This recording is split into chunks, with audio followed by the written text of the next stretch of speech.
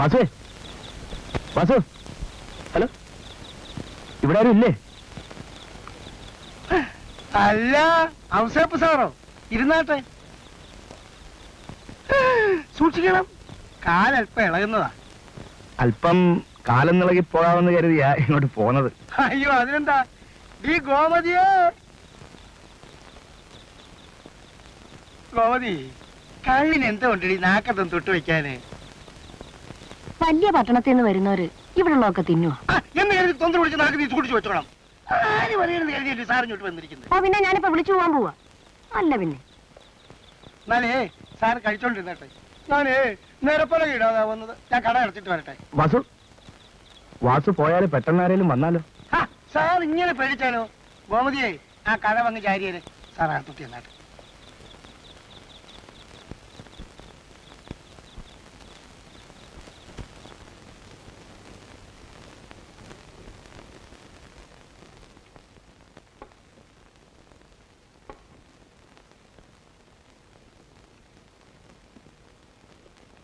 എന്നാ ഇതിങ്ങനെ വെച്ച് നോക്കിക്കൊണ്ടിരിക്കുന്നേ? തുടങ്ങി.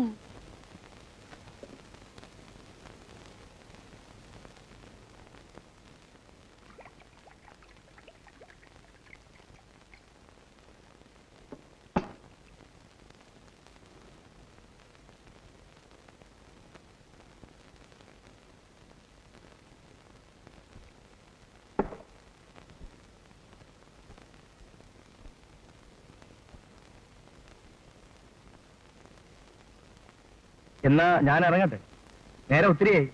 അയ്യോ, അത് പറ്റിയല്ല. അങ്ങേര് വന്നിട്ടേ പോകാവൂ.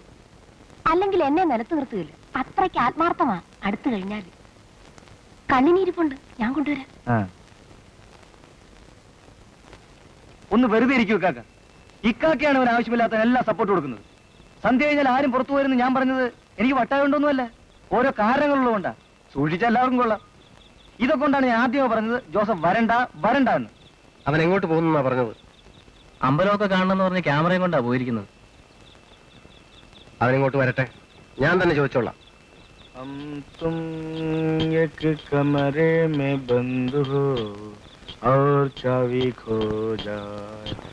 ഔസേപ്പ് പാടൂ.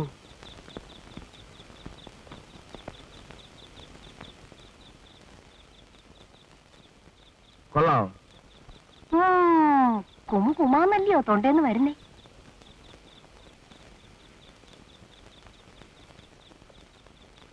ഔസേപ്പൂഞ്ഞെന്താ ഒരുമാതിരി വല്ലാതെ നോക്കുന്നേ? ഒരു നിറം മനസ്സിൽ വിചാരിച്ചു. ചോപ്പാണോ? അതെ. എങ്ങനെ മനസ്സിലായി? അതൊക്കെ എനിക്ക് പറയാൻ കഴിയും. ജ്യോതിഷമായിരിക്കും.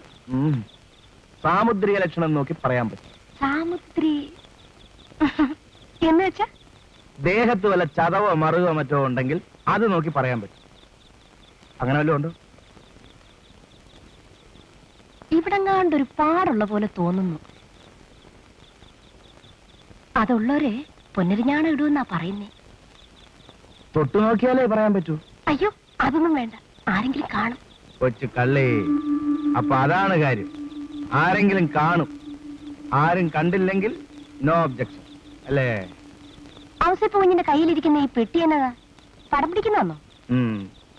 ഗോമതി ഒരു പടം എടുക്കട്ടെ, നന്നായിരിക്കും.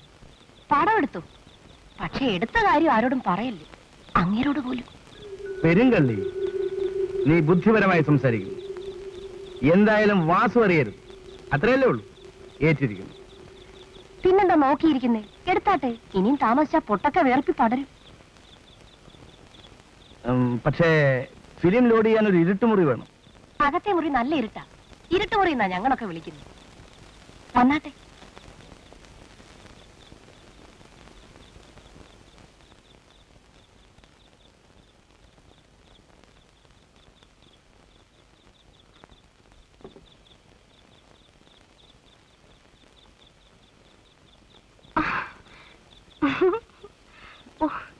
എന്തോന്നാ ഉഞ്ഞത്?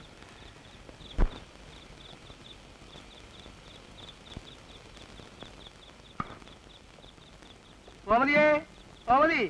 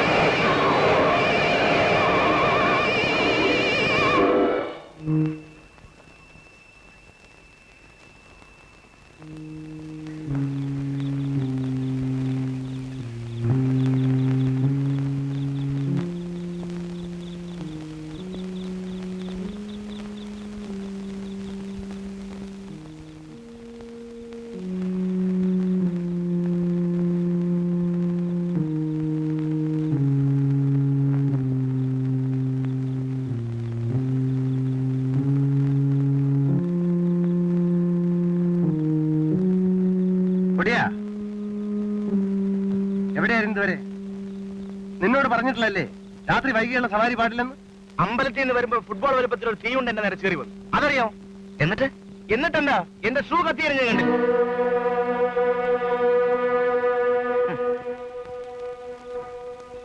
Joseph, Joseph.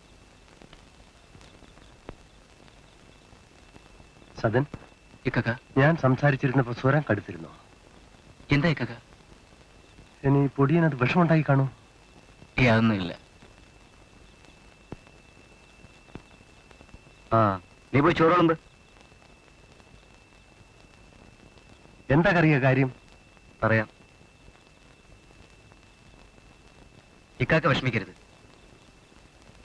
ജോസഫ് മരണത്തിൽ നിന്ന് രക്ഷപ്പെട്ടു എന്ന് വിചാരിച്ചാൽ മതി. എന്നുവെച്ചാൽ? ജോസഫ് കണ്ട തീയുണ്ട ദുർമന്ത്രവാദത്തിന്റെ ആജ്ഞാനുവൃത്തിയാണ്. അഗ്നിമുഖൻ എന്നാണ് എന്റെ പേര്. നീ എന്താണ് കറിയ ഈ പറയുന്നത്? അതേ കാക്ക, ഈ വീട്ടിൽ താമസിക്കുന്നവരുടെ നേർക്കുള്ള ആദ്യത്തെ ആക്രമണമാണിത്. ജോസഫ് രക്ഷപ്പെടാൻ തന്നെ കാരണം അവൻ ധരിച്ചിരുന്ന മുതലത്തോല് കൊണ്ടുള്ള ഷൂസാണ്. അതെന്താ അങ്ങനെ? മുതലത്തോല് ഇതിന് ബദ്ധവിരോധമാണ്. അതുകൊണ്ട് തൊഴിച്ചുകൊണ്ടാണ് അഗ്നിമുഖന്റെ കഥ കഴിഞ്ഞത്. ഇനിയും ആക്രമണം ഉണ്ടാകാം. നാം ശ്രദ്ധിക്കണം. നീ പറയുന്നത് കേട്ടിട്ട് എനിക്ക് കൂടി പേടി തോന്നുന്നു. പക്ഷേ ആരാണ് ഈ ദുർമന്ത്രവാദങ്ങൾക്ക് ഉത്തരവാദി? അതാണ് എനിക്കും പിടികിട്ടാത്തത്. ഏതായാലും ഈ വിവരം സദനോ ജോസഫോ അറിയണ്ട. വരും, കൂണിരിക്കാം.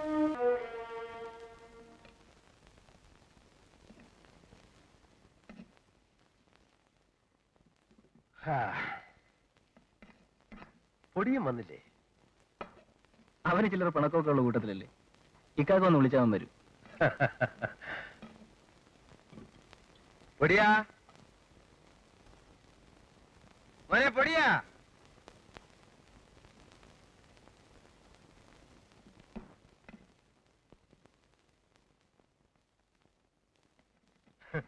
നീ എന്താടാ പൊടിയാ ചെറിയ പിള്ളേരെ പോലെ എന്തെങ്കിലും പറഞ്ഞാൽ കാര്യമായി എടുക്കാതെ പിണങ്ങുന്നത്? നീക്കറിയാ, നമ്മുടെ പൊടിയനൊന്ന് കുളിച്ച് മുടി ചെയ്യാതെ വന്നാൽ ഒരു പ്രത്യേക സൗന്ദര്യം തന്നെ അല്ലേ? പിന്നെ ഒന്ന് ചിരിക്കും കൂടി ചെയ്താൽ പിന്നെ പറയാൻ വേണ്ട.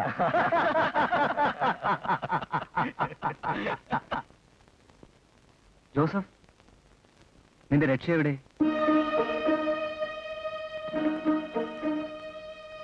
പോയി കുളിമുറിയിൽ നോക്ക്. ചിലപ്പോ കുളിക്കുന്നതിനിടയിൽ. ഇല്ല, കുളിക്കുമ്പോഴതുണ്ടായിരുന്നതായി ഞാൻ ഓർമ്മിക്കുന്നില്ല. പിന്നെ അമ്പലത്തിന് വരുന്ന വഴി നീ വല്ലയിടത്തും കയറിയോ? ഇല്ല. നല്ലവണ്ണം ആലോചിച്ച് നോക്ക്.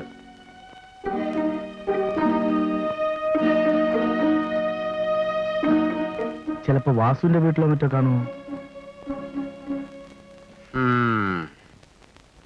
നീ വാസുവിന്റെ വീട്ടിൽ കയറിയോ? അതെ, വരുന്ന വഴിക്ക് വാസുവിന്റെ വീട്ടിൽ. അവിടെ ആരുണ്ടായിരുന്നു? വാസു. വാസു കുറച്ചു നേരത്തെ പുറത്തു പോകുന്നു കണ്ടല്ലോ.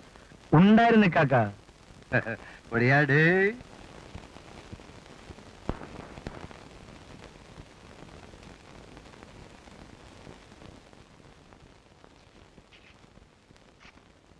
സദൻ, വെണ്ടയ്ക്ക, പാവയ്ക്ക, മുരിങ്ങയ്ക്ക, പുളി, പച്ചമുളക്. എന്താ പോരെ? ഉരുളക്കിഴങ്ങ് വേണ്ടേ? അവൻ ഗ്യാസ് ഉണ്ടാക്കുന്ന സാധനം എന്തിനാ? ആട്ടെ, ഇതാരാ വാങ്ങിക്കാൻ പോവാ? ജോസഫിനെ ഇത്രയും നേരം നോക്കിയിരുന്നു. ഇനി ഞാൻ തന്നെ പോവാം. ഇവനെ കൊണ്ട് തോറ്റു. ഇവനിത് എവിടെ പോയി കിടക്കുക?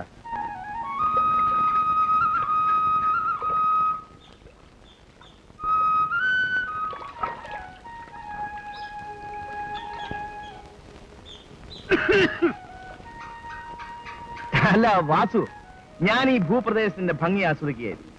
എത്ര മനോഹരമായ കാഴ്ച അല്ലേ? അതെ അതെ, കാഴ്ച മനോഹരം തന്നെ. സത്യം പറയുക വാസു, എത്രയോ വർഷം നഗരങ്ങളിൽ ഞാൻ മാറി മാറി കഴിഞ്ഞു. പക്ഷേ ശരിയായ പ്രകൃതി സൗന്ദര്യം ആസ്വദിക്കണമെങ്കിൽ ഇങ്ങനെയുള്ള ഗ്രാമങ്ങൾ വരണം. അല്ലേ വാസു? എനിക്കിത് എന്നും കാണുന്നോണ്ടൊരു പുതുമയില്ല. സാവ ഉണ്ടാട്ടെ.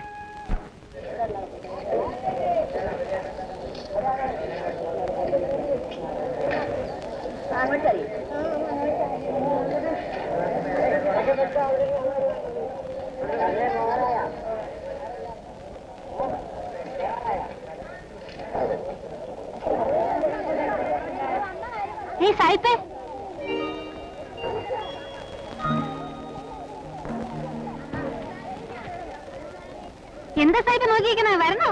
എല്ലാം ഉണ്ട്.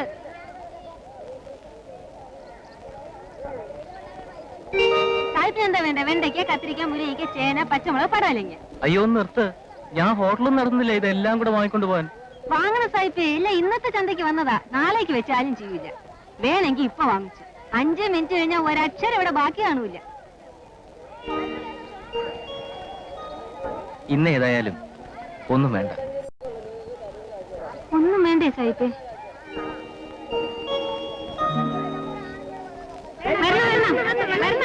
ഇങ്ങോട്ട് വരണേക്കാ. വരണേക്കാ, വാ.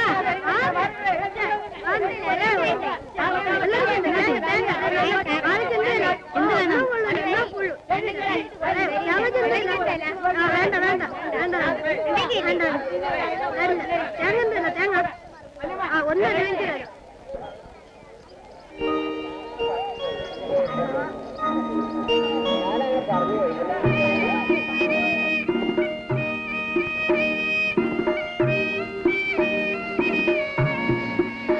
അഞ്ച് മിനിറ്റിനുള്ളിൽ വാങ്ങിച്ചില്ലെങ്കിൽ ഒന്നും കാണില്ലെന്ന് പറഞ്ഞിട്ട് സാഹിബിന് വേണേ വല്ലതും വാങ്ങിയിട്ട് എനിക്ക് പോകാൻ തിരക്കുണ്ട്. എനിക്ക് വേണം. എന്താ വേണ്ടേ?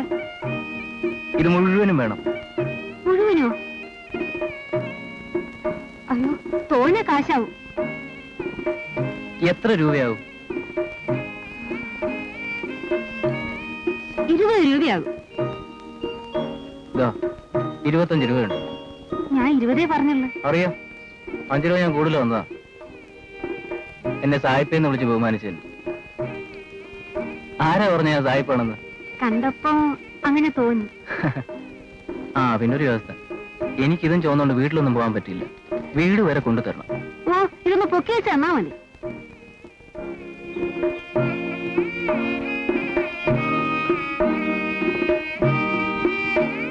എന്താ ക്ഷീണിച്ചു പോയോ?